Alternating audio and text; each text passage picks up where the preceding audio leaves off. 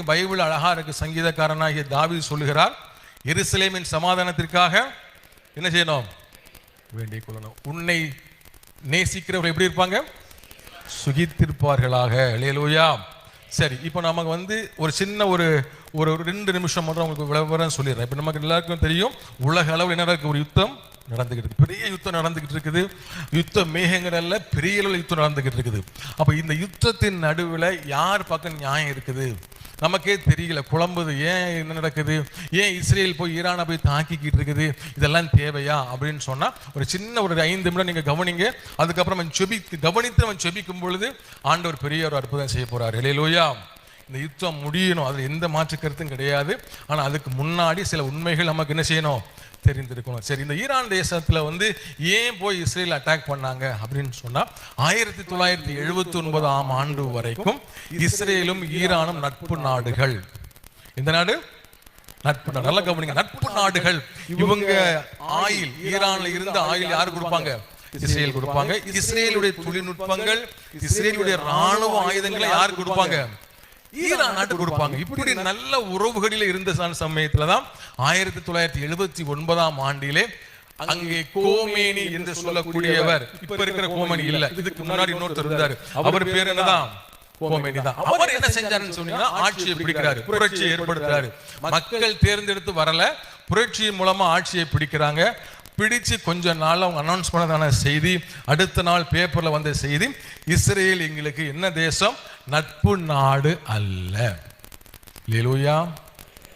நட்பு நாடு அல்ல. அப்போ அவங்க ஆயத்துல்லா அப்படின்னு சொன்ன, ஆயத்துல்லா கொமேனி சொல்றாங்களா? ஆயத்துல்லா அப்படின்னு சொன்னா ஒரு மதத்தின் தலைவருக்குரிய பதவியின் பேர் தான் ஆயத்துல்லா. நம்ம இதுல பாஸ்டர்ஸ், ரெவரண்ட் இப்படிலாம் வச்சிருக்கிறோம்ல, அந்த மாதிரி ஆயத்துல்லா அப்படின்னு சொன்னா மதத்தின் தலைமைக்குரிய பெயர். அந்த பெயரோடு கூட என்ன செய்யறாரு இந்த கோமேனி? என்ன வந்தோடனே இஸ்ரேல் எங்களுக்கு யாரு?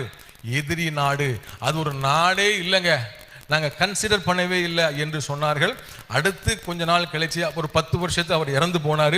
இப்போ இறந்து போன அலி கோமேனி தான் என்ன செய்யறாரு? ஆட்சிக்கு பொறுப்புக்கு வாரார். நல்லா கவனிச்சுக்குவாங்க. இவர் வந்த உடனே சொன்ன முதல் ஸ்டேட்மெண்ட், டெஹ்ரானில் நடந்த அந்த கூட்டம், இன்டிஃபாடா அப்படின்னு சொல்லுவாங்க அந்த கூட்டத்திற்கு பெயர். அங்கே பாலஸ்தீனர்கள் எல்லாரும் கூடியிருந்த போது அவர் சொன்ன முதல் செய்தி, Israel is a cancer country, அது ஒரு புற்றுநோய் என்று சொன்னார். என்ன சொன்னாரு? புற்றுநோய். அப்புறம் 90க்கு அப்புறமும் மறுபடியும் இந்த வார்த்தைகளை சொல்லிக்கொண்டே இருக்காரு. எங்கெங்கெல்லாம் பேசணுமோ அப்பெல்லாம் கோமேனி பதிவு செய்து கொண்டே வந்தார். கேன்சர் கேன்சர்னு சொல்லிக்கிட்டே வந்தார். 2019 அவர் சொன்ன ஒரு ஸ்டேட்மெண்ட் யாரும் மறக்க முடியாது. அவர் சொன்ன செய்தி, கேன்சரை வெட்டி எடுக்க வேண்டும் என்று சொன்னார். அல்லேலூயா. என்ன சொன்னார்? கேன்சரை அப்படின்னு என்ன அர்த்தம்? வரைபடத்தில் இருந்து இந்த இஸ்ரவேல் தேசத்தை நாம் நீக்க வேண்டும் முடிவெடுத்தாங்க. அணுகுண்டை தயாரிப்பதற்கான வேலைகளை செஞ்சாங்க. இதுக்கு இடையில ஹவுதி அப்படின்னு சொல்லக்கூடிய தீவிரவாத குழுக்கு என்ன செஞ்சாங்க? ஈரானிகள் பணம் கொடுத்து இஸ்ரேலை போய் அட்டாக் பண்ணுங்கன்னு சொன்னாங்க. லெபனான்ல ஹெஸ்புல்லா அப்படிங்கிற ஒரு இயக்கத்துக்கு பணம் கொடுத்து இஸ்ரேலை போய் அட்டாக் பண்ணுன்னு சொல்றாங்க. காசால ஹமாஸ் அப்படிங்கிற ஒரு தீவிரவாதிகளுக்கு பணம், பொருள், ஆயுதம், பயிற்சி எல்லாம் கொடுத்து இஸ்ரேலை போய் அட்டாக் பண்ணுங்கன்னு சொன்னாங்க. ஒரு சின்ன நாடு கர்த்தருடைய வாக்குத்தத்தத்தின்படி தேசமாக உருவான நாடு. அல்லேலூயா. அமெரிக்காவால நாடு உருவாகல, ஆண்டவருடைய வாக்குத்தத்தத்தின்படி ஒரு தேசம் உருவானது என்று சொன்னால் உலகத்தில் ஒரே நாடு இஸ்ரேல் தேசம். அல்லேலூயா. நான் சொல்றது புரியுதா புரியலையா? ரைட். அப்போ ஆண்டவர் வேதத்தில் அழகா சொல்லி இருக்கிறாரு, எருசலேமின் சமாதானத்திற்காக வேண்டிக் கொள்ளுங்கள் அப்படின்னு சொன்னா, சுற்றி இருக்கிறவங்க எல்லாரும் என்ன பண்றாங்க? அந்த தேசத்தை, அந்த இடத்தை விட்டு அகற்ற வேண்டும், இஸ்ரவேலை பூமியில் இல்லாதபடி அழிக்க வேண்டும் என்கிற நோக்கத்தோடு ஒவ்வொரு நாளும் செய்து கொண்டிருந்தார்கள். நமக்கு எல்லாருக்கும் தெரியும், ஒரு நல்ல விடியற் கால இந்தியாவிலே உதித்தது அக்டோபர் 7 இஸ்ரேலில் நல்ல நாள் அல்லது. காலையிலே வழக்கம் போல் எல்லாரும் வேலைக்கு கிளம்பி கொண்டிருந்தார்கள். கூட்டம் கூட்டமாய் உள்ளே நுழைந்த தீவிரவாதிகள் கண்ணில் பட்டவர்கள் எல்லாம் அடித்துக் கொண்டார்கள். கண்ணில் பட்டவர்கள் எல்லாம் வெட்டி எரிந்தார்கள், சுட்டு கொண்டார்கள்.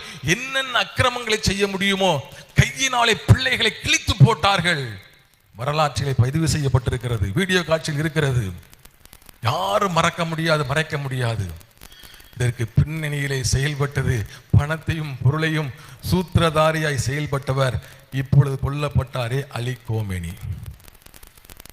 அல்லேலூயா. நான் சொல்றது உங்களுக்கு புரியுதா? ஏன் நாம ஜெபிக்கணும் அப்படின்னா நமக்கு புரிஞ்சு ஜெபம் பண்ணணும். ஏன் யுத்தம் நிறுத்தப்படணும் மாற்று கருத்து இல்லை. ஆனால் இந்த யுத்தத்தை இஸ்ரேல் ஏன் செய்தது என்று சொன்னால் தன்னை தற்காப்புத்துக் கொள்ள. ஹல்லேலூயா. ஆண்டவர் சொன்னார்ல, நான் வருமளவும் இந்த சந்ததி ஒளிந்து போகாது. ஹல்லேலூயா. இந்த சந்ததியை ஒழிக்க முடியாது. நாங்கள் பல இடத்துல ஊழியத்தை விவாதங்கள் பல உங்களுக்கு தெரிஞ்சிருக்குமான்னு தெரியல, முகமதில் கூட நாங்கள் நேரடியாக பல இடங்களில் விவாதங்களை நடத்தி இருக்கிறோம். அப்போ நாங்கள் சவால் விட்டு சொன்னதான செய்தி இதுதான், இஸ்ரவேல் ஜனத்தை உலகத்திலிருந்து யாருமே என்ன செய்ய முடியாது, அழிக்க முடியாது. அது நமக்கு நல்லா தெரியும். யார் எந்த குட்டிக்காரனை அடித்தாலும் முழு தேசமும் உலகமும் சேர்ந்து வந்தாலும் அந்த தேசத்தை என்ன செய்ய முடியாது, அது ஆண்டவருடைய வாக்கு தத்தத்தின் தேசம். ஹல்லேலூயா. ஆண்டவர் பல இடங்களை சொன்னாரு, அது என் தேசம் என்று சொன்னார். ஆண்டவர் பல இடங்களை சொல்லி இருக்கிற செய்தி என்ன தெரியுமா, இஸ்ரவேல் என் சுதந்திரம். ஹல்லேலூயா. சாதாரண விஷயம் அல்ல. இன்றைக்கு சுற்றி இருக்கிறவங்க அது எப்படியாவது அந்த இடத்தை விட்டு, வாக்குத்தத்தம் பண்ணப்பட்ட அந்த தேசத்தை விட்டு அகற்ற வேண்டும் என்று துடித்துக் கொண்டிருக்கிறார்கள். எருசலேமின் சமாதானத்திற்காய் வேண்டுவதற்கு ஆண்டவர் தேவை. ஹல்லேலூயா. இத்தனை பேர் சொல்றது புரிய ஆரம்பிச்சிருக்கு. ஹல்லேலூயா. ஆகவே நாம் புரிந்து நாம் என்ன செய்ய போறோம், ஜெபம் பண்ண போறோம். இந்த யுத்தம் முடிவுக்கு வரணும். எப்படி முடிவுக்கு வரணும்னு சொன்னா, அங்க இருக்கிறதான ஈரான் மக்களே கஷ்டப்படுறாங்க. கரெக்டா? அவங்க அந்த பர்தா போடவில்லை என்று சொல்லி பப்ளிக்ல பல பெண்கள் கொல்லப்பட்டார்கள். இப்பொழுது அந்த நாட்டிலே நடந்த பிரச்சனைக்காக சுமார் 85,000 பேரை சொந்த நாட்டு மக்கள் என்ன செஞ்சிருக்காங்க, கொன்று குவித்திருக்கிறார்கள். இப்படி ரத்த ஆறு ஒரு பக்கம் ஓடிக்கொண்டிருக்கிறது. ஆகவே அந்த மக்கள் விடுதலை அடையணும். அங்க இருக்கிற ரெஜிம் என்று சொல்லக்கூடிய ஆட்சி முறைகள் எல்லாம் ஒழிக்கப்படணும். IRGC அப்படின்னு சொல்லக்கூடிய அந்த இராணுவம், அது ஒரு கூலிப்படை. அது இஸ்லாமிக் ரெவல்யூஷன் காட் அப்படின்னு சொல்லுவாங்க. நாங்கள் அல்லாவின் பாதுகாப்பு படை என்று சொல்லி கொண்டு மக்களை கொடுமைப்படுத்தி சித்திரவதைப்படுத்துகிற ஒரு கூட்டம் நாம் பார்க்கிறோம். இவர்கள் எல்லாம் முடிவுக்கு கொண்டு வந்து ஆண்டவர் முடிவுரை எழுதணும். ஹல்லேலூயா. நல்லா கவனிச்சுக்கோங்க. ஆண்டவருக்கு ஒரு பெரிய பழக்கம் உண்டு. என்ன பழக்கம் தெரியுமா?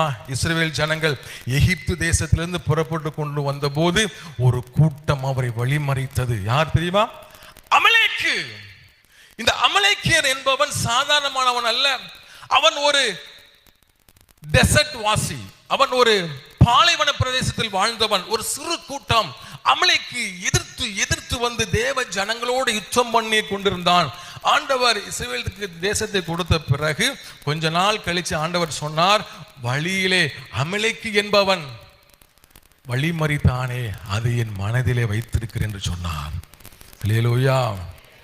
மனதிலே ஆண்டவருக்கு ஒரு ரணக்களமாய் இருந்தது அந்த அமலேக்கு. இன்றைக்கும் அதே அமலேக்கின் ஆவி பிடித்தவர்கள் அந்த பகுதியில் இருக்கிறதான மக்கள், டெசர்ட் வாசிகள், பாலைவனத்தில் வாழ்கிற அந்த அமலேக்கின் ஆவி பிடித்தவர்களாக இன்னைக்கு அந்த தேசத்தை அழிப்பதற்கு ஒரு கூட்டம் சுற்றி கொண்டிருக்கிறது. நம்மவர்களுக்கு அது விளங்கலை. ஹல்லேலூயா. இன்னும் நம்மவர்களுக்கு சரியா தெரியாது. நிறைய பேர் நீங்க ஏன் யூதர்களை ஆதரிக்கிறீங்கன்னு கேட்பாங்க. கிறிஸ்டியானிட்டிக்குள்ளே நமக்கு அந்த விவரம் தெரியல. வேதத்தை நம்ம சரியாய் படித்திருக்கும் பொழுது உன்னை நேசிக்கிறவர்கள் சுகித்திருப்பார்களாக. ஹல்லேலூயா. ஆண்டவருடைய வாக்கு தத்தங்கள் அவைகளெல்லாம் தாவீது அப்படிதான் ஜெபம் பண்ணாரு. உன்னை நேசிக்கிறவர்கள் சுகித்திருப்பார்களாக. ஆகவே நாம் இஸ்ரவேல் தேசத்திற்காக, எருசலேமின் சமாதானத்திற்காக, அதனுடைய யுத்தங்கள் முடிவுக்கு வரும்படி நம்ம ஜெபம் பண்ண போறோம். ஹல்லேலூயா.